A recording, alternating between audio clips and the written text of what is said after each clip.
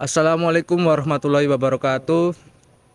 Perkenalkan, kami dari kelompok 3 ingin mempresentasikan sebuah studi kasus Prosotan to Heaven yang dimulai dari perkenalan. Perkenalkan, nama saya Axel Dias Ramadhani dengan NIM 205. Perkenalkan, nama saya Sofa Hafidin dengan NIM 276. Perkenalkan, nama saya Anggun Oktaviana dengan NIM akhir 099. Perkenalkan, nama saya Tova Setia Putra dengan NIM 066. Selanjutnya akan dibawakan dari pendahuluan yang dimulai dari rekan saya. Baik, terima kasih. Lalu masuk dalam pendahuluan. Pengertian umum IMK adalah bidang teknologi untuk manusia. Lalu pengertian khususnya adalah desain buruk merupakan desain yang tidak efektif dan ketidakmampuan dalam mengelola pengetahuan. Lalu ada poin-poin. Yang pertama, rumusan masalah. 2, manfaat tujuan. Yang ketiga, analisis studi kasus. Lalu yang keempat, kesimpulan. Lalu rumusan masalah yang pertama, bagaimana desain buruk dapat mengaruhi experience pengguna. Lalu yang kedua, apa saja aspek yang diperhatikan membangun desain dalam studi kasus. Lalu masuk pada tujuan dan manfaat. Dimulai dari tujuannya. Tujuannya yaitu menganalisis rancangan desain buruk yang terdapat pada studi kasus serta memahami seberapa penting dari desain sebuah objek atau produk dapat mempengaruhi experience dari pengguna. Lalu masuk pada manfaat. Mahasiswa dapat memahami tentang bagaimana cara membangun sebuah desain yang memperhatikan experience, penggunaan, keselamatan, dan dapat memenuhi kebutuhan penggunanya. Baik, selanjutnya pada bagian studi kasus, usability. Prosotan tidak dapat digunakan sesuai fungsinya sebagai media bermain yang menyenangkan. Kemudian, resiko yang muncul justru berupa potensi cedera. Pada gambar tersebut, dapat dilihat bahwa prosotannya terletak pada ketinggian sekitar 3-5 meter. Sehingga jika anak-anak bermain di prosotan tersebut, maka akan ada resiko cedera berupa patah tulang dan sebagainya. Kemudian dari keamanan, lokasi pendaratan prosotan beresiko tinggi terhadap keselamatan pengguna.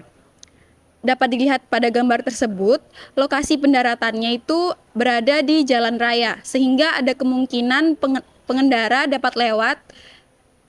lewat dapat menabrak anak-anak yang bermain yang jatuh dari atas perosotan tersebut. Kemudian yang terakhir, tidak memenuhi standar keamanan yang seharusnya ada pada wahana anak. Seharusnya perosotan anak-anak itu harus diletakkan di taman bermain dan tidak diletakkan di lokasi yang tinggi. Kemudian lokasi pendaratannya juga harus tidak yang keras seperti contohnya pasir ataupun matras. Baik, di sini saya akan melanjutkan penjelasan dari teman saya. Dalam studi kasus ini, saya akan membahas dari sisi visualnya. Nah, pada gambar perosotan ini, segi visualnya itu sangat tidak selaras dengan konteksnya, yaitu konteks bermain. Nah, di sini di gambar ini, itu jembatannya, itu perosotannya mengarah langsung ke jalan. Jadinya ke jalan yang tinggi gitu. Jadinya itu sangat tidak selaras untuk konteks bermain anak-anak. Kemudian dari segi efektivitas, tujuan utama dari perosotan ini juga tidak selaras karena tidak efektif bagi anak-anak untuk bermain. Nah, dari sini kita bisa membuat kesimpulan bahwa kesimpulannya desain dari gambar ini itu sangat buruk karena tidak mengutamakan estetika, tidak mempertimbangkan aspek keamanan, fungsionalitas sehingga dapat membahayakan bagi para penggunanya. Selanjutnya yaitu solusinya yaitu upayanya ya minimal perosotannya itu jatuh di bawah saja atau enggak taruh di dekat pasir, karena kalau semisal perosotannya di daerah berpasiran, anak-anak kalau jatuh itu jatuhnya ada di pasir, bukan di trotoar atau di jalan. Kalau semisal perosotan tersebut dibuat sebagai kayak ornamen atau patung, alangkah baiknya diganti dengan yang lebih baik. Baik, dari kelompok kami memiliki sebuah kritik, yaitu di mana pada bagian tujuan dan manfaat memiliki penataan teks yang kurang rapi, yaitu banyak spasi yang tidak rapi untuk dilihat.